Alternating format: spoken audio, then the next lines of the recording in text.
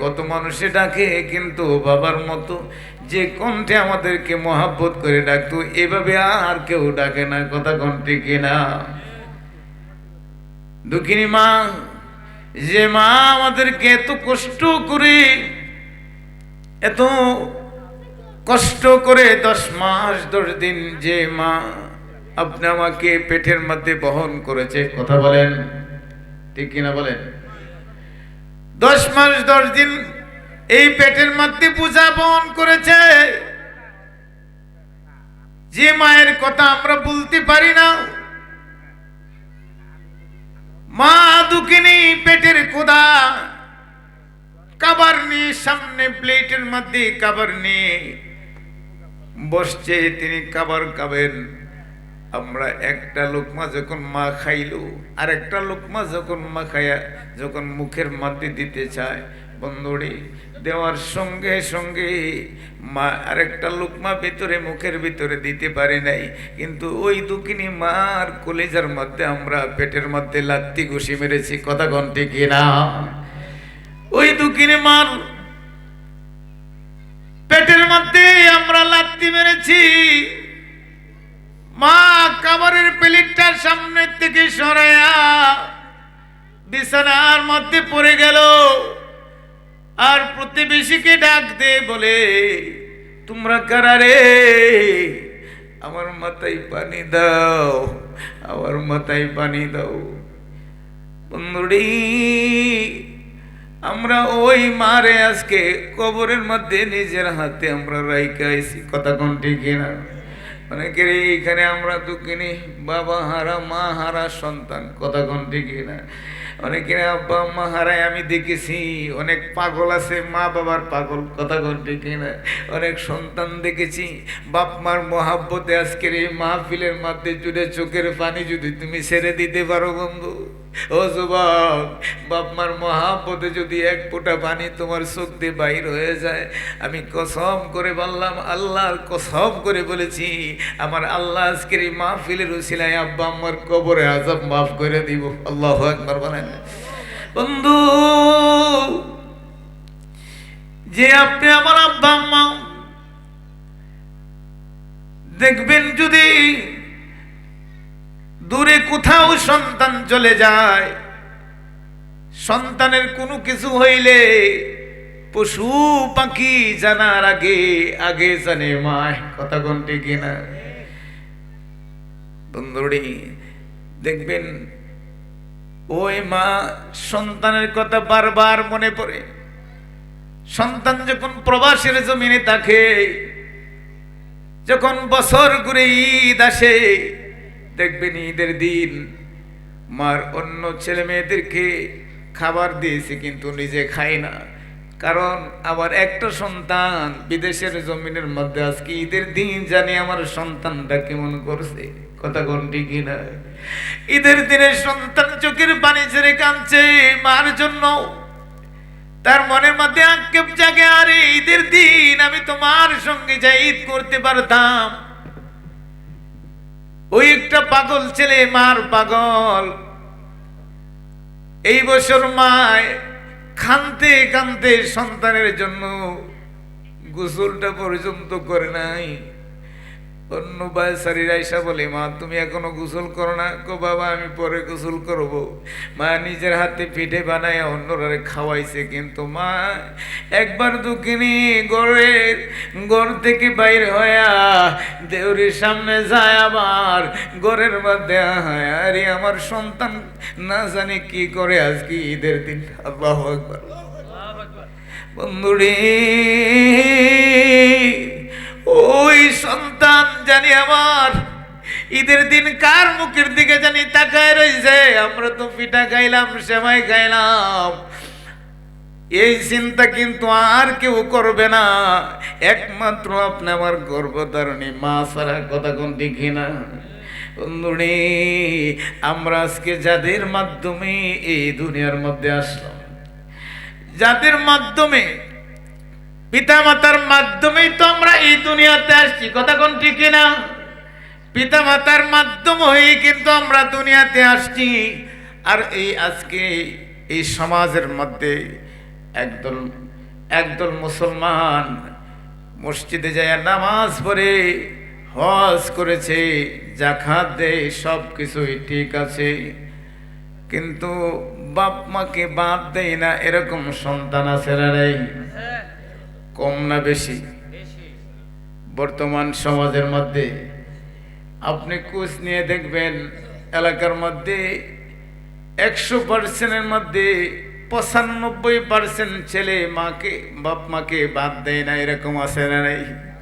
কথাটা কি সত্য না মিথ্যা? বন্ধুরে, সমাজ কেমন জানি হয়ে গেল।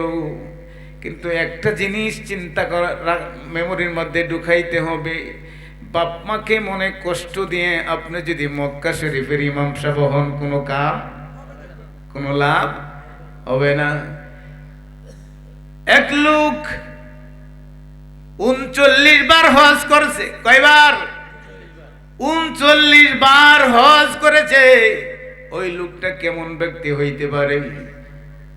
আমরা তো বন্ধু 60-70 বছর, 75 বছর, 80 বছর হয়ে গেছে মদিনাওয়ালা, আমরা মদিনার জন্য কান্দি। নবীজির রওজা মুবারকে যদি একবার যাইতে পারতাম, কথা কোন ঠিক না? আমরা এই বাংলাদেশ থেকে আমরা সাংঘাই, মনে বড় আশা ছিল যাব মদিনায়,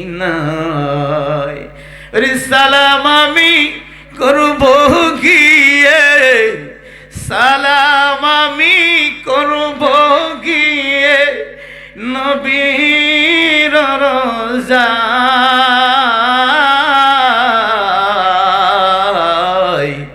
মনে বড় আশা ছিল যাব মদিনায়। কথা বলেন ঠিক না? ওই মনের মধ্যে আশা ঠিকই, কিন্তু যাওয়ার হইল না। ওই লোক 39 বার হজ করেছে। যখন 40 বার হবে, 40 বারের সময় যখন সে মক্কা শরীফে গেল, আল্লাহর ঘরখানায় কাবার মধ্যে দৌড়ে, কাবা শরীফের গিলাফের মধ্যে দৌড়ে বলে, আল্লাহ আমার কপাল কত ভালো, আমার ভাগ্য তুমি কত বড় ভালো দিয়েছো গো আল্লাহ। আজকের বছর লইয়া আমি একাধারে 40 বছর পর্যন্ত আল্লাহ তোমার এই কানায় কাবা আমি জিয়ারত করতে পারলাম, তফ করতে পারলাম, তোমার বন্ধু রওজা মোবারক জিয়ারত করতে পারলাম। আল্লাহ আমার মতো এরকম সৌভাগ্য আর কেউ নেই। গাইবি আওয়াজ আসছে আল্লাহর পক্ষ থেকে, না না রে নাফরমান, 40 বার কেন রে? 40,000 বারও যদি তুমি হজ করো, তুমি এই নাফরমানের হজ আমি আল্লাহ কবুল করি নাই, করবো না। 40 বার হজ করেছো। নবীজি বলেছেন, হাজরে আসওয়াদের মধ্যে চুমা দিলে জীবনের সব গুনাহ মাফ হয়ে যায়। কথা কোন ঠিক না? কিন্তু আমার আল্লাহ সিদ্ধান্ত দিয়েছে, না না 40 বার কেন, 40,000 বারও যদি হজ করো তোমার হজ কবুল হয় নাই। কারণ আল্লাহ কেন গো আল্লাহ কারি কেন জানোস না? তোর মায় অসুস্থ, পোড়া মানুষ, অসুস্থ হয়ে গেছে, ঠান্ডা লাগছে, বলছে মা বাবা বাজারে যাচ্ছ? কহ বাজারে যাও। বাবারে 5-7 বার ডাক দিয়ে বলে, আব্দুর রহমান রে, আব্দুর রহিম, ও আব্দুল খালিক, তুমি বাজারে যাচ্ছ? বাবারি আমার জন্য কাশির ওষুধ আইনো, আমি অনেক দিন যাবৎ কষ্ট করছি। এরকম মা আছে না নাই? বুড়া মানুষ, বুড়ি হয়ে গেছে, বয়স্ক হয়ে গেছে, বিছানার মধ্যে পড়ে রইছে, ওই মার খেদমত করে না, এরকম আছে না নাই? এই সন্তান আছে, এরকম সন্তান আছে না নাই? দেখবেন বাপ মা বিছানার মধ্যে, বিছানার থেকে উঠে বসতে পারে না, মা দুঃখিনী বিছানার মধ্যে প্রস্রাব পায়খানা করে। এমন পাগল সন্তান আছে, নিজের হাতে দইরা দইরা বাপ মার প্রস্রাব পায়খানা পরিষ্কার করে, এরকম পাগল আছে না নাই? আবার দেখবি মা দুঃখিনী আদর করে সন্তানকে বিয়ে করাইছে। বৌমা যখন ঘরে আসছে, বৌমা ঘরে আসার পরে বৌমার তো সুন্দর রূপসী যৌবন, নতুন বধূ সেজে এসেছে। ও মা, ও পিঠুয়া, পূর্ব পাড়ার মা বোনে রাখো, তোমরা যেদিন তোমার বাবার বাড়ি থেকে স্বামীর বাড়িতে আসছিলা, লাল শাড়ি পিন্দে আসছিলা, আর স্বামীর বাড়ি থেকে তুমি একদিন বিদায় হইবা সাদা কাফন পরিয়া, কথা কোনটি কিনা বন্ধুরি? ওই মা বয়স্ক মানুষ, বড় আদর করে বিয়া করাইছে, বলছে মা আমি অনেক দিন যাবত, বৌমা নতুন নতুন আসছে, মা আমি অনেক দিন যাবত নিজের শরীরটারে মরায় গোসল করতে পারি না, আজকে তুমি আমার ফুতের বউ, মা তুমি এক কাজ করো, আমাকে শরীরটা মরায়, পিঠটা মরায় একটু গোসল করায় দাও। আল্লাহু আকবার। খারাপ লাগতেছে নাকি বন্ধুরি? তখন এই কথা বলার পরে বৌমা অনেক ভালো মানুষ, ভালো মানুষের সন্তান আছে না নাই? সবাই কি খারাপ? ভালো আছে না?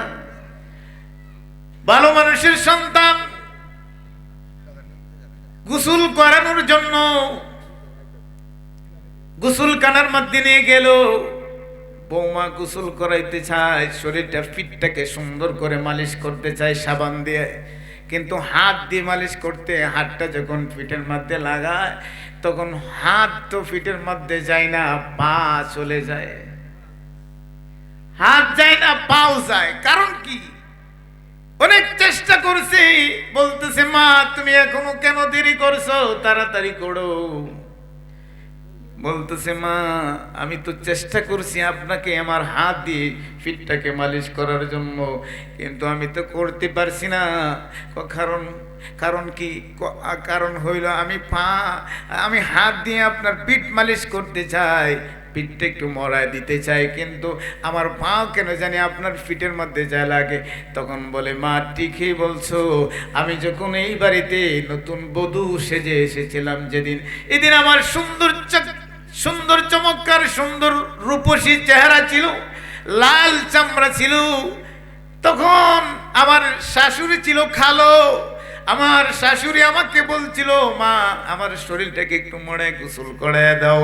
তখন একটু মনোযোগ, ওয়াজটা কিন্তু খুব গুরুত্বপূর্ণ কথা বন্ধুরে। তখন কি করলু, শাশুড়ি আম্মায় বলতেছে বৌমা, তখন আমার শাশুড়ি বলছিল পিঠটাকে মরায় দেওয়ার জন্য। তখন খালো মহিলা, কালো শাশুড়ি ছিল। আমি তখন ঘৃণা করেছিলাম, মুখের মধ্যে কাপড় দইরা। তখন হাত এত লাল চামড়া, কেমনে আমি ওই কালো চামড়ার মধ্যে হাতটা লাগাইব? কারণ পিঠের মধ্যে তো অনেক ময়লা, অনেক দিন যাবৎ গোসল করতে পারে না, মা শরীরটা মরাইতে পারে না, পিঠের মধ্যে ময়লা লাইকা রয়েছে। তখন পানি ডালার পরে পিঠের মধ্যে এমনভাবে হেদা এমনভাবে উঠছে দেখা যায়। এখন আমি হাত দিয়ে কেমনে ধরবো, আমার কিনা লাগছে, আমি ধরি নাই। তখন আমার পাও দিয়ে মা এই শাশুড়ির পিঠটাকে আমি মরাই দিছি। নাউজুবিল্লাহ। হাত দিয়ে আমি ধরি নাই, আমার পা দিয়ে মরাইছি। এই জন্য মারে, এটা আমার কপালে আছে, দাও সমস্যা নাই। কথা বলেন ঠিক কিনা? কারণ আমি আমার শাশুড়ির পা দিয়ে মরাইছি, তা তুমি কি আমার হাত দিয়ে মরাইতে পারবা? ওয়াজটা কোনো করছি, বুঝতে পারছেন তো? হ্যাঁ, আপনি যদি আপনার শাশুড়ির খেদমত আপনি করেন, তাহলে আপনার খেদমত আপনার পুত্রের বউ আয়া অটোমেটিকই করবো। কথা কোন ঠিক কিনা? আর আপনি যদি আপনার বাপ মাকে খাবার দেন, বাপ মাকে আদর করেন, মহব্বত করেন, ভালোবাসা দেন, আপনি সন্তান হয়ে যদি বাপ মাকে মাথার ঘাম পায়ে পেলে রুজি রোজগার করে, আব্বা তুমি কি খাইবা, মা তুমি কি খাইবা, তোমার জন্য কি আনবো, ঈদের সময় যদি আপনি মা বাবাকে খুশি করতে পারেন, ঈদের দিন যদি বাপ মা খুশি হয়ে চোখের পানি ছেড়ে সন্তানের জন্য দোয়া করে, ওইটা আল্লাহ তাআলার দরবারে ডাইরেক্ট কবুল হয়ে যাবে। আল্লাহু আকবার। আর যদি ওই বাপ মা যদি কষ্ট পায় ঈদের দিন, এরকম আছে না, আরে চোখের পানি সারে আসল দিয়ে চোখের পানিগুলি মুছে, নেই। ও আব্দুর রহমান, তোর কষ্টের কথা আমি বলতে পারি না, তোকে আমি কত আদর করেছি, আরে কার কাছে দুঃখের কথা বলবো? এরকম কষ্ট নিয়ে অনেক মা বাবা দুনিয়ার থেকে বিদায় নিয়ে গেছে, কথা কোন ঠিক না?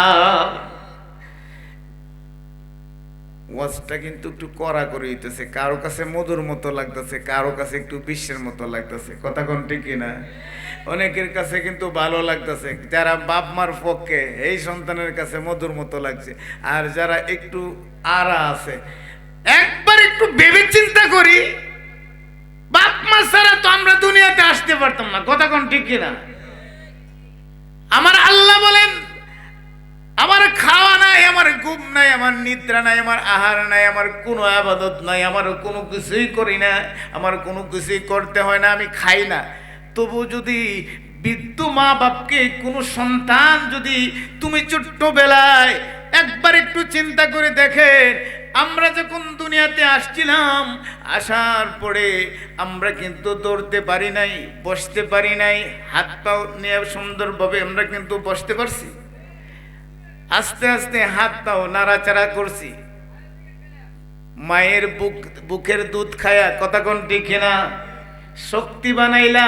ও যুবক, কারে দিয়া শক্তি বানাইলা? যৌবন তোমার মধ্যে আসছি, শক্তি কারে দিয়া? মাকে দিয়া, কথা কোন ঠিক না? ওই মায়ের বুকের মধ্যে তোমার জন্য 2.5 বছর পর্যন্ত খাবার রিজার্ভ করে রেখে দিয়েছে আমার আল্লাহ, কথা বলেন ঠিক না? বন্ধুরি, আমরা এই মায়ের বুকের দুধ খাইয়া আস্তে আস্তে হাত পা নড়াচড়া করে আমরা বসতে পারতাম না, তখন বসার চেষ্টা করছে, আস্তে আস্তে বসে আবার পড়ে যায়, আমরা দাঁড়াইতে পারতাম না, কথা বলেন ঠিক না? আমরা তখন আস্তে আস্তে করে তখন দাঁড়ানো, ধরে ধরে আমাদেরকে শিক্ষা দিয়েছে, তখন কোনো কিছুর মধ্যে ধরে কোনো রকম দাঁড়াইতাম, আবার পড়ে যাইতাম, হারতে পারতাম না, একটা একটা করে খাক যখন সামনে আমরা যখন খাক দিতাম আবার পড়ে যাইতাম, কথা বলেন। এইভাবে আস্তে আস্তে করে হাঁটা শিখলাম, বাসা শিখলাম। আমরা সর্বপ্রথম বাসাটা যে আমরা শিখছি, আব্বা আম্মা যে বাসাটা, এটা কিন্তু বাপ মার কাছ থেকে শিখছি, কথা বলেন ঠিক না? একটু চিন্তা করেন, বাপ মার ভালোবাসা, সারাদিন বাবা পরিশ্রম করে আপনি আমার এই সন্তানকে যখন বুকে লইছে, কোলে লইছে, তখন তার সব কষ্ট দূর হয়ে গেছে। সন্তান যখন আব্বু কয়ে ছোট্ট সময় ডাকে, আমরা যারা সন্তানের বাবা হয়েছি, কথা কন, আমরা যারা সন্তানের বাবা হয়েছি, আমরা বুঝতে পারছি যে সন্তানের মহব্বত কত, কথা বলেন ঠিক না? আমরা যেভাবে আমাদের সন্তানকে ভালোবাসি, মহব্বত করি, আমাদেরকে তো আমরা আব্বা আম্মা এভাবে ভালোবাসতো, মহব্বত করতো, কথা বলেন ঠিক না? বন্ধুরে আমার আল্লাহ বলে, আমি কোনো কিছুই খাই না। তোমার ওই বৃদ্ধ মা বাপ যখন বৃদ্ধ হয়ে গেছে, হাত পাও চলাফেরা নাই, করতে পারে না, বসতে পারে না, পায়খানা প্রস্রাব নিজের ইচ্ছা মতে যা করতে পারে না, ধরে ধরে নিয়ে যেতে হয়, বা ঘরের মধ্যে কমেন্ট ফিট করে দেওয়া হয়, এরকম আছে না নাই? বন্ধুরি, নিজের হাতে যে খাবারটা উঠায় খাবে এই শক্তিও নাই, প্যারালাইসিসের মতো হয়ে রয়েছে। আমার আল্লাহ কয়, ও সন্তান, ও আমার বান্দা বান্দিরে, তোমার ওই বাপ মাকে ওই অবস্থায় যদি তুমি খাবার তুলে বাপ মার মুখের মধ্যে দাও, তখন ওই তোমার খাবারটা কিন্তু তোমার বাবা মা খায় না, আমার আল্লাহর মুখের মধ্যে তোমরা খাবার তুইলা দিলা। আল্লাহু আকবার বলে। কি বুঝলেন? এই খাবার কে খায়? আল্লাহ কয়, তোমার বাপ মারে খাওয়াইছো, তোমার চোখে দেখছো, কিন্তু খাবারটা আমি খাইছি। আল্লাহু আকবার। আল্লাহ কয়, আমি তো খাই না, তবু আমি খাইছি। তোমার বাপ মাকে যদি খাওয়াও, আমরা যাদের বৃদ্ধ বাপ মা আছে, এইভাবে আমরা খাইয়ে দিব নি? বলেন, চেষ্টা করবো নি? হ্যাঁ, মন থেকে হিংসা বিদ্বেষ বাদ দেন। কারণ আপনার কর্তব্য, সন্তানের কর্তব্য, বাপ মাকে যতটুকু করার কতটুকু করতে হবে। আর যদি বাপ মার কর্তব্য সন্তানের উপরে যতটুকু দায়িত্ব, যতটুকু অতটুকু করতে হবে, কথা বলেন ঠিক কিনা? বাপ মার হক যতটুকু সন্তানের উপর আছে অতটুকু করতে হবে, সন্তানের যতটুকু হক বাপ মার উপরে অতটুকু আপনার দায়িত্ব পাবে, আপনার সেই চালিয়ে যেতে হবে। কথা বলেন ঠিক কিনা বন্ধুরা বাবারা? তখন আমি যে কথাটা বলছিলাম, ওই মা বলছিল, বাবারে তুমি আমার জন্য কি করো, বাজার থেকে ঠান্ডার ওষুধ আইনো। একদিন চলে গেল, দ্বিতীয় দিন আবার বলছে, বাবারে আমার জন্য তুমি বাজারে যাচ্ছ, ঠান্ডার ওষুধ আনবা। তৃতীয় দিন আবার বলল না। 4 দিন চলে গেছে, 5 দিন চলে গেছে, 1 সপ্তাহ পরে আবার যখন এই কথা বলার পরে তখন সন্তান তো ওই সময় তাগা যুবক, রক্ত গরম, কথা কোন ঠিক কিনা, রক্ত গরম। তখন মার এই যে কেটকেটাইছে, মা যে ডাকছে, বারবার ডাকতেছে, বৃদ্ধ হইলে একটু বেশি ডাকাডাকি করে, কথা কোন ঠিক কিনা, হ্যাঁ, একটু সন্তানকে বেশি ডাকাডাকি করে। ওই সময় কিন্তু ত্যক্ত হওয়া যাবে না, বিরক্ত হওয়া যাবে না। এক একটা ডাক আপনার কাছে মধুর চেয়েও আরো স্বাদ মনে করতে হবে, কথা কোন ঠিক কিনা বন্ধুরা বাবারা? তখন কি করলো, 1 সপ্তাহ পরে যখন আবার বললো, বাবারে আমি তো আর সহ্য করতে পারছি না, আমার জন্য কি তুই ওষুধ আনবি না? এই কথা বলার সঙ্গে সঙ্গে মাকে কি করলো, এই বৃদ্ধ মাকে ঘাড় ধরে লাথ দিয়ে উঠানের মধ্যে ফলায় দিছে। বলেন না নাউজুবিল্লাহ। লাথ মারছে। আহারে, মাকে যখন লাথ মারছে, মা ওই কোমরটা বাইঙ্গা গেছে, আর আল্লাহর কাছে বলে, আল্লাহ ও মালিক, এই কি ছিল আমার কপালে, এই কি ছিল আমার আশা, এই কি ছিল আমার সন্তানের আশা, আমি কি আশা করেছিলাম নেই গো আল্লাহ। আমার আল্লাহ কইরে সর্বনাশ করেছি। বাপ মাই যদি সন্তানের জন্য দোয়া করে 70,000 ফর্দার মধ্যে কোনো ফর্দা থাকে না, আর যদি বাপ মা যদি সন্তানের জন্য বদুয়া করে এইটার মধ্যে কোনো ফর্দা থাকে না, আল্লাহু আকবার বলেন, ওইটা কিন্তু ডাইরেক্ট কবুল হয়ে যায় আল্লাহর দরবারে। এটার মধ্যে কোনো সন্দেহ বা নেই। আল্লাহু আকবার। যদি বদুয়া দেয় এটা ডাইরেক্ট কবুল। উফ, কষ্ট হয়ে যা, কি সর্বনাশ করলে রে আমার। এই যে দুঃখ পাইছে, অন্তরের মধ্যে ব্যথা পাইছে। আপনি মক্কা কেন, মদিনা কেন, আজীবন যদি আপনি যাওয়া আসা করেন কোনো লাভ নাই। আপনি যদি সারা জীবন সেজদাত পড়ে থাকেন কোনো লাভ হবে না। এই জন্য পিতা মাতার খেদমত করা লাগবে, কথা কোন ঠিক কিনা? হ্যাঁ, নবীজিকে ভালোবাসতে হবে নিজের জানের চেয়েও বেশি। এখানে রাখছি, একটু পরে আসছি।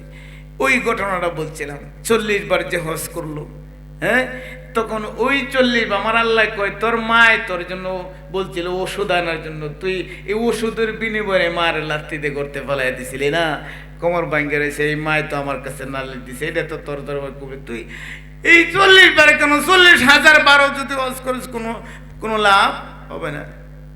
জামানার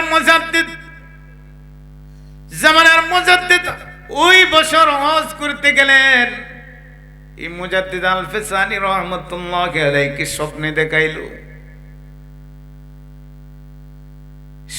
দেখাইছে আজকে এই বছর যারা হজ করতে আসছে সবার হজ কবুল হয়েছে, কিন্তু একজন ব্যক্তির হজ কবুল হয় নাই। ওই ব্যক্তিকে তুমি খুঁজে বাইর করো। হাজার হাজার লক্ষ লক্ষ মানুষ কোন জায়গায় কেমনে পাইব, খোঁজাখুঁজি করে পাইল না। পরের দিন আবার স্বপ্নে দেখাইলেন, সেম স্বপ্ন দেখলো। পরের দিন আবার স্বপ্ন দেখলো, অন্যটি এইভাবে স্বপ্ন দেখলো। 3 দিন পরে তখন আমার আল্লাহ বলে, তুমি যাও কাবার পাশে যায় দেখো, গলার মধ্যে তসবিহ আছে, হাতের মধ্যে তসবিহ আছে, দেখবা এত সুন্দর লম্বা জুব্বা লাগাইছে, মাথার মধ্যে পাগড়ি আছে, সব আমল যদি দেখো তখন তুমি বুঝতে পারবা লোকটা অত্যন্ত একজন আমলিয়াত ব্যক্তি। তাহাজ্জুদের নামাজ পড়ে, ইশরাক পড়ে, আওয়াবিন পড়ে, 5 ওয়াক্ত তো পড়েই, সব নামাজ পড়ে, সর্বক্ষণ ওয়াল টাইম শুধু খাওয়া ঘুম ব্যতীত আর ওয়াল টাইম ইবাদতের মধ্যে মগ্ন থাকে। আল্লাহু আকবার। ওই ব্যক্তি এত ইবাদত বন্দেগী করার পরে 40 বছর পর্যন্ত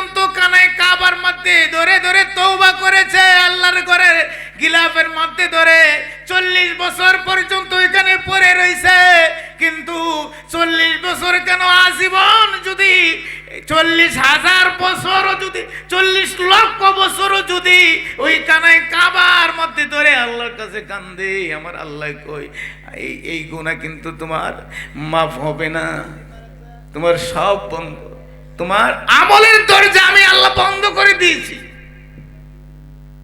তাহলে ওই বাপ মাকে কি কষ্ট দেওয়া যাবে? কথা বলেন, ওই বাপ কি কষ্ট দেওয়া যাবে? আসতে কয় যাবে? কারা কারা একটু হাত উঠাই। নারে তাকবীর। আমরা বাপ মার অনুসারী, কথা বলেন ঠিক কিনা? আমরা যাদের বাপ মা আছে আর যাদের বাপ মা নাই, বাপ মারে কষ্ট দিছি, আজকে আগামীকালকে আপনি চলে যাবেন কবরের পাশে, আতলমান। নবীজি বলেছেন যে তোমার বাপ মারে, সাহাবী যখন নবীজি ওয়াজ করলেন বাপ মা নিয়ে, তখন অনেক সাহাবীরা চোখের পানি ছেড়ে কাঁদতে কাঁদতে হয়রান হয়ে গেছে, অজ্ঞান হয়ে গেছে। তখন বলতেছে, হুজুর আমরা তো না বুঝে বাপ মার সঙ্গে বেয়াদবি করে লেছি, হুজুর এখন আমরা কি করি? তখন আমার নবীজি কয়, তোমার বাপ মা যেখানে ইন্তেকাল করেছে, যেখানে শুইছে, এই কবরের পাশে যাইবা, পায়ের দিক থেকে যাইবা, যাই ওইখানে বইসা তুমি যাই বলবা, আমি আব্দুর রহিম চলে আসছি, মা আমি তোমার বড় ছেলে, আমি তো বুঝতে পারি নাই মা, এতদিন আমি বুঝছি না মা, তুমি দয়া করে আমার মাফ করে দাও, আমি তোমার সন্তান। আল্লাহু আকবার বলেন। তো ওই সময় কবরের পাশে ওইখানে গিয়ে মাফ চাইলে আমার আল্লাহ কই মাফ করে দিবে। তাহলে সুযোগ আছে না নাই? কে বলেন আছে না নাই? তাহলে এই সুযোগ যদি থাকে তাহলে আমরা বাঁচারও রাস্তা আছে। হ্যাঁ, ইসলাম কিন্তু কঠোর কোনো ইসলাম কোনো আপনাদেরকে কঠিন কোনো সাবজেক্ট দেয় নাই, ঠিক কিনা বলেন? কঠিন সাবজেক্ট ইসলাম কিন্তু সহজ। ইসলাম শব্দের অর্থ কি জানেন? শান্তি। ইসলাম কখনো আপনাকে অশান্তি করে নাই। অশান্তি তো আমরা নিজেরা কামাইছি, ঠিক কিনা কোন? হ্যাঁ, ইসলাম কিন্তু শান্তি ধর্ম।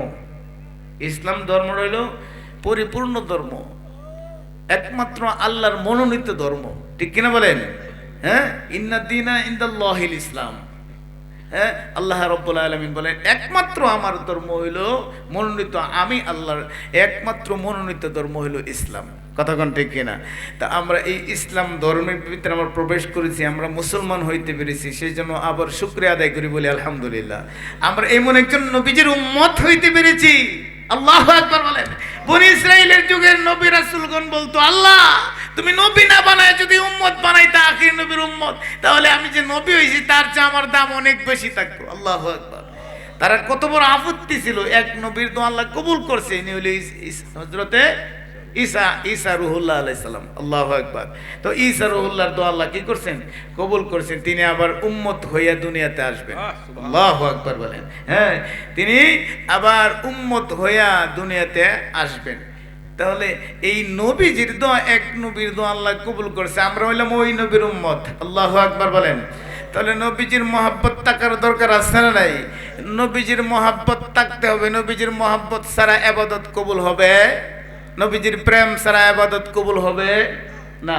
কথা কোন ঠিক না? এখন যদি বলি নবী তো আমার বড় ভাইয়ের মতো নেই,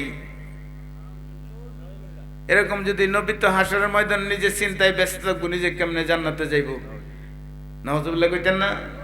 ওই চিন্তা যদি আমরা এরকম চিন্তা চেতনা নিয়ে যদি আমরা ইবাদত করি, তাহলে এই ইবাদত মালিকের দরবারে কবুল হইব? কথা কোন হবে?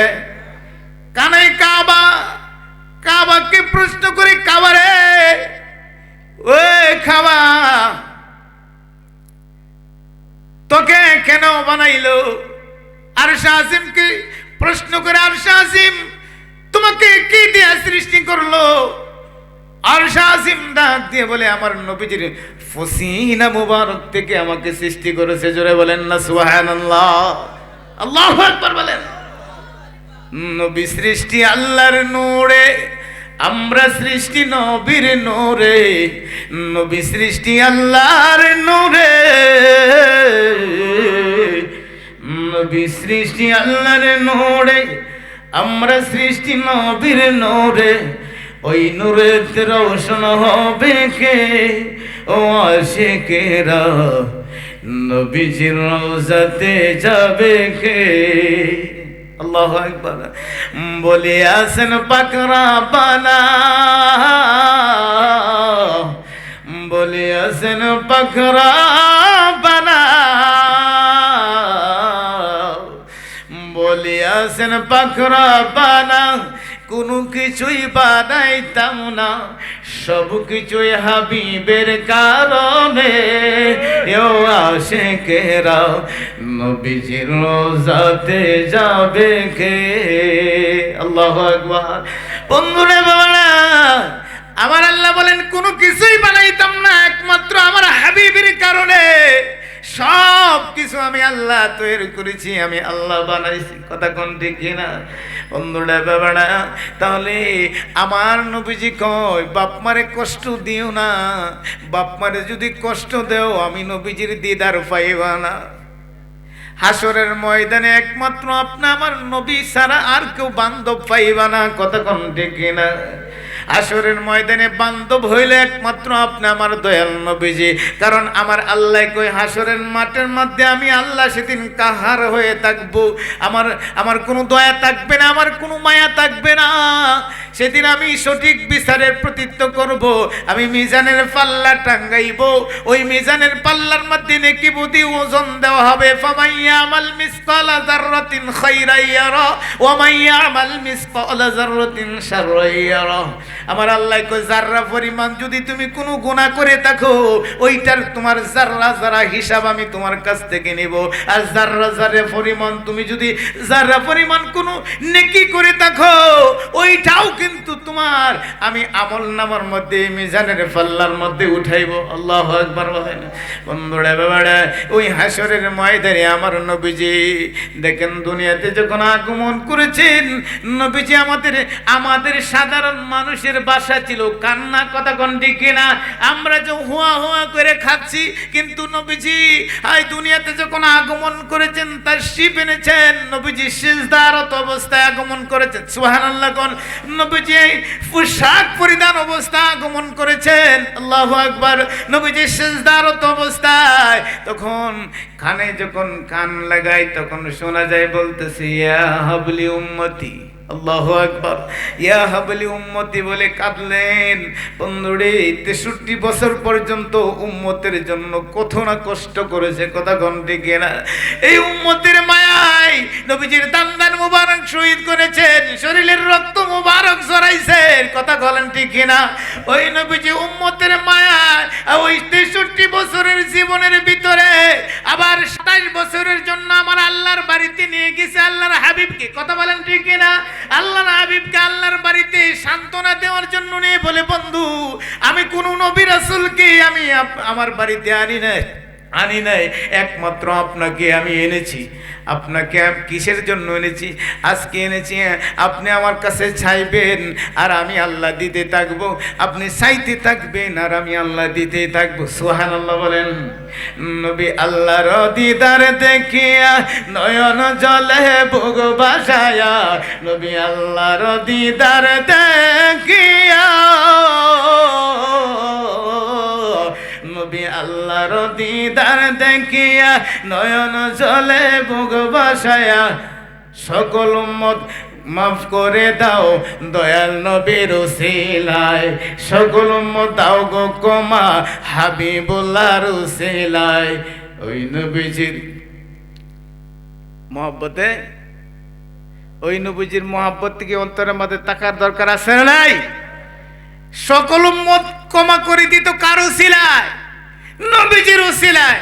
আমার আল্লাহ কো বন্ধু আপনি চিন্তা করবেন না, চিন্তার কারণ নাই। কারণ আজকে আপনি হাবিবুল্লাহ, আপনি হইলেন হাবিবুল্লাহ। হাবিবুল্লাহ টাইটেলটা আমার আল্লাহ ওই মেরাজের মাধ্যমে দিয়েছে। আমার আল্লাহ কই তুমি মুসা কারিমুল্লাহ বানাইছো, ইব্রাহিম খলিলুল্লাহ বানাইছো, ঈসা রুহুল্লাহ বানাইছো, তুমি বানাইছো, আদম সফিউল্লাহ বানাইছো, কিন্তু আমার বেলায় তো তুমি কোনো কিছুই দিলা না। আমার আল্লাহ কই, ও বন্ধু, আপনি হইলেন আমার হাবিব, আপনি হইলেন আমার বন্ধু, আপনি হইলেন হাবিবুল্লাহ। আজকে থেকে আপনার লকব হইল হাবিবুল্লাহ। সুবহানাল্লাহ বলেন। বন্ধুরা বাবারা, তখন আপনি আমার নবীজিকে আমার আল্লাহ বলছে, ও আমার হাবিব, আপনি আমার কাছে বলেন কি চান? আল্লাহ, আমার তো পুরান কথা, উম্মতের গুনাহ মাফ চাই। কোথায় যান? 70,000 মাফ করে দিলাম, এখন বলেন কি চান? আমার তো পুরান কথা, আল্লাহ আমার কিছুই না, আমার উম্মতের গুনাহ মাফ চাই। কোথায় যান? আরো 70,000 মাফ করে দিলাম। অনেক লম্বা ঘটনা, আমি শর্ট করে বলছি, সময় হয়তো আমার কমে আসছে। বন্ধুরে, তখন আমার আল্লাহ জিজ্ঞাসা করছে, একবার দুইবার না, হাদিসের মধ্যে আসছে, আল্লাহ জিজ্ঞাসা করছে কয়শবার? 700 বার। কয়শবার? 700 বার আল্লাহ জিজ্ঞাসা করছে। একবারও নবীজি তার নিজের কথা বললেন না, নিজের পরিবারের কথা বললেন না। উম্মতের মায়ায় আমার নবীজি কাছে আর বলছে, আমার উম্মতের গুনাহ মাফ চাই। ওই নবীজির প্রেম মহব্বত ভালোবাসা থাকার দরকার আছে না নাই? কথা বলেন, আছে না নাই? আপনি সাধারণ একজন মসজিদের খতিবের কথা, ইমামের কথা শুনে আপনার আকীদা নষ্ট করে দিয়েছেন। ইমাম সাহেব কিন্তু আমার কবরে যাবে না। কথা বলেন, যাবে? ইমাম সাহেব কিন্তু কবরে যাবে না। বন্ধুরে, আমার কবরে আর কেউই যাবে না। আমার কবরে আমার নবী কয়, ও উম্মত, তুমি যদি নবীর পাগল হইয়া, আশেক হইয়া তুমি কবরে আসো, তুমি যখন কবরে তুমি আসতে দেরি, কিন্তু আমি রাহমাতাল লিল আলামিন মদিনা থেকে তোমার কবরে আমি হাজির হইতে দেরি করি না। আল্লাহু আকবার বলেন। তোমাকে কবরে যখন বিসমিল্লাহি ওয়া আলা মিল্লাতে রাসূলিল্লাহ কইয়া রাখবে, ওই সময় আমি রাহমাতাল লিল আলামিন ওই পাগলকে আমার বুক মুবারকের মধ্যে আমি জড়ায় ধরি। আল্লাহু আকবার। ওই নবীজির মহব্বত থাকার দরকার আছে না নাই? আপনি আমার আত্মীয় স্বজন, ভাই, বন্ধু বান্ধব সবাই কিন্তু আপনি আমারে ফালাইয়া অন্ধকারে, এই অন্ধকারে যেখানে কোনো দরজা নাই, জানালা নাই, নিষ্ঠুরের মধ্যে ফালাইয়া এমন ভাবে মাটি দিবে, একটা সুই ঢুকার পর্যন্ত ছিদ্র রাখে না। কথা বলেন ঠিক কিনা? সবাই ফালাইয়া চলে আসে। আমার নবীজি কয়, যখন তোমার কেউ থাকবে না, যখন তোমার কোনো বন্ধু থাকবে না, কোনো বান্ধব থাকবে না, যখন তোমার কেউ নাই, তুমি যখন অসহায় হয়ে যাইবা, ওই সময় আমি তোমার সহায় হইব, ওই সময় তোমার বন্ধু হইব। তখন বলেন, যে আমার বন্ধু হইবে তার মহব্বত কি হৃদয়ে থাকার দরকার আছে না নাই? আছে না নাই? এখন যদি বলেন, না হুজুর, গত শুক্রবার আমরা ইমাম সাহেব বলছে না নবীর বেশি সম্মান দেওয়া যাইব না, নবীর শানে ক্যাম করলে বেদাত হয়ে যাইব, মিলাদ পড়লে বেদাত হইব, না হুজুর এটা করা যাইব না, হুজুরের কথাই মানতে হইব। এখন আপনাদেরকে যে আমি স্পষ্ট কথা বলে দিলাম, আপনি আমাকে এই কথা যারা বলছে, যারা নবী বলতেছে, নবীজির বিরোধিতা যারা সমালোচনা করছে, ওই লোকগুলি কি মরবে না? মরবে না? কবরে যাইব না? একদল মুসলমান আছে, দেখেন, নিজের বিবেকমান একটু চিন্তা করেন, আল্লাহ কিন্তু বিচার করবে, জ্ঞানের বিচার। ঠিক কিনা বলেন? কিসের বিচার করব? জ্ঞানের বিচার করবে। একটু নিজেকে নিজে চিন্তা করেন, নিজেকে নিজে একটু ভাবে চিন্তা করে নাহারি। মৌলানা আকবর আলী হুজুর কি বলে গেল, কথাটা তো আসলে সত্যই। কবরে তো আমার সঙ্গী কেউ হবে না। এত আপন, এত আপন হইল ঘরের স্ত্রী, দুইজনে এক বিছানার মধ্যে 30, 40, 50 বছর পর্যন্ত ঘুমায়। ঠিক কিনা বলেন? এক বিছানার মধ্যে ঘুমায়। কিন্তু বন্ধুরে, আজকে যদি আমি যদি মারা যাই, আর যদি বলা হয়, অন্য মহিলারা যদি আয়সা বলে, তোমার স্বামী মারা গেছে, আজকে রাত্রটা তোমার স্বামীর সাথে তুমি একা খাটাও, থাকবে না বাগবে? কি বলেন? থাকবে না বাগবে? থাকবো না? তোমার 5,000 টাকা তুমি রাতটা একা একা থাকো, থাকবো? কার লগে সংসার কাটাইলেন 50 বছর আর 40 বছর, ইয়ার তো বিবিরে সারা কিছুই বুঝছে না, আসলে নাই। বিবির মহাব্বত, সন্তানের মহাব্বত, ভাই বোনের মহাব্বত, মা বাবার মহাব্বত, এমনকি তোমার নিজের জানের চেয়েও আমার নবীকে মহাব্বত বেশি ভালোবাসতে হবে। কথা বলেন ঠিক কিনা? যদি তুমি বেশি ভালোবাসতে পারো তাহলে তুমি হইলে ঈমানদার। আর আমার নবীজি বলেন ঈমানদার, ঈমানদার কবরও যাইতে দেরি, আমি নবীজি তাকে রিসিভ করতে দেরি করি না। মৃত্যু তো হবে, এর থেকে তো কেউ বাঁচা যাইব না, বাঁচান যাইব? মৃত্যুর হাত থেকে, আজরাইলের হাত থেকে কি আমরা বাঁচতে পারবো? গ্রেফতারি কিন্তু হয় লাগবো। গ্রেফতারি কিন্তু আপনি আমার জন্য রশি লেগে ঘুরতেছে, কোন দিন জানি লাগায় ফাঁসি, ঠিক কিনা বলেন? কোন দিন ফাঁসি লাগায় দিব এটার কোনো টাইম টেবিল নাই। কোন সময় কোন টাইমে এটা কি আরো জানা আছে? জানা নাই। যেহেতু জানা নাই, মৃত্যু কিন্তু আপনি আমার এই জন্মের আগে আল্লাহ কইছেন, এই কুরআনের মধ্যে আল্লাহ তাআলা এই সূরা বাকারার মধ্যে আল্লাহ তাআলা বলেছেন যে তাবারাকাল্লাযী বিয়াদিহিল মুলকু ওয়া হুয়া আলা কুল্লি শাইইন কাদির আল্লাযী খালাকাল মাউতা ওয়াল হায়াতা। মৌতের কথা কিন্তু আগে আইছে, কথা বলেন ঠিক কিনা? মৌতের কথাটা কেন আগে আসছে? কারণ মরণ তো কোন সময় হবে এটার কোনো কি নাই, সিক্রেট নাই, আছে নাই। কারণ সন্তান ভূমিষ্ঠ হয়েছে, দেখা গেছে মার গর্ভের থেকে ভূমিষ্ঠ হয়ে একটু নাড়াচাড়া দিছে, শেষ, ঠিক না? কোন একদিনের 1 ঘন্টার আয়ু পাইল না, 10 মিনিটের আয়ু পাইল না, আবার দেখা গেছে 1 দিন তাহে, 5 দিন তাহে, 1 সপ্তাহ তাহে, 1 মাস, 6 মাস, 1 বছর, 5 বছর, এরকম আছে না নাই? 5 বছর বয়স হয়েছে, আবার দুনিয়া থেকে বিদায় লয়ে গেছে, আল্লাহ লয়ে গেছে। কারণ তার এই পর্যন্তই হায়াতে জিন্দেগি ছিল, ঠিক কিনা বলেন? আমরা কিন্তু মরার জাত, আমাদের মৃত্যুর স্বাদ কিন্তু সবারই গ্রহণ করতে হবে। আজরাইল কিন্তু আপনি আমার দৌড়ে দৌড়ে ঘুরে, পিছনে পিছনে ঘুরতেছে, কোন সময় জানি গ্রেফতার করে, ঠিক কিনা বলেন?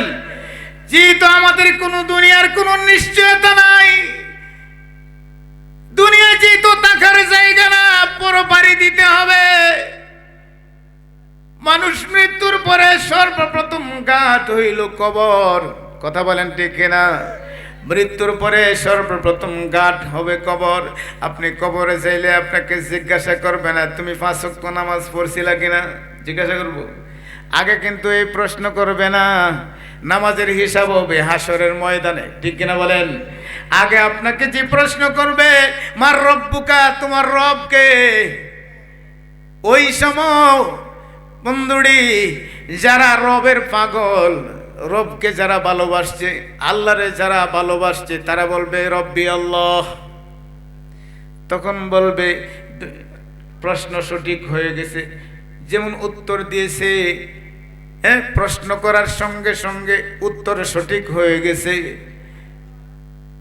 তখন বলবে 2 নম্বর প্রশ্ন, মান দীনুকা, তোমার ধর্মের নাম কি? তখন সে যদি ধর্মের অনুসারী হয়, অনুসরণ যদি পরিপূর্ণভাবে করে, তখন সে বলবে দীনি আল ইসলাম, আমার ধর্ম হইল ইসলাম। কথা বলেন, আমার ধর্মের নাম ইসলাম। প্রশ্ন 2টা চলে গেলে উত্তর সঠিক হয়ে গেছে। 3 নম্বর প্রশ্ন, এই 3 নম্বর প্রশ্ন পরীক্ষা, কিন্তু ফাইনাল পরীক্ষা, কথা বলেন ঠিক কিনা? পরীক্ষা, ফাইনাল পরীক্ষা। ফাইনাল পরীক্ষার মধ্যে যদি আপনি সব সাবজেক্ট পাস করলেন, একটা সাবজেক্টের মধ্যে আপনি ফেল করলেন, এখন বলেন আপনি কি পাস না ফেল? কেন? আপনি তো সব সাবজেক্টে ফেল, একটা সেন আপনি ফেল করছেন। এটা হলো ফাইনাল পরীক্ষা। কবরে যখন যাব ওইটা হবে ফাইনাল পরীক্ষা। বন্ধু, এই পরীক্ষার থেকে আমরা কেউ বাঁচতে পারবো না বন্ধুরি। এই পরীক্ষাকে লাস্টে যখন আপনি আমাকে প্রশ্ন করবে, লাস্টে যখন আপনি আমাকে যে প্রশ্নটা করবে, এই প্রশ্নটা হইল কি প্রশ্ন? মান নাবিয়ুকা মান হাযার রাসূলুন। আল্লাহু আকবার বলেন। বলবেন যিনি তোমার কবরে, তিনাকে তুমি চিনোনি। যদি নবীর পাগল না হয়, নবীর আশেক না হয়, তখন সে কি বলবে? লা আদরি, আমি আমি চিনি না। নারায়ে তাকবীর, আল্লাহু আকবার। নারায়ে রিসালাত, ইয়া রাসূলুল্লাহ। আহলে সুন্নাহ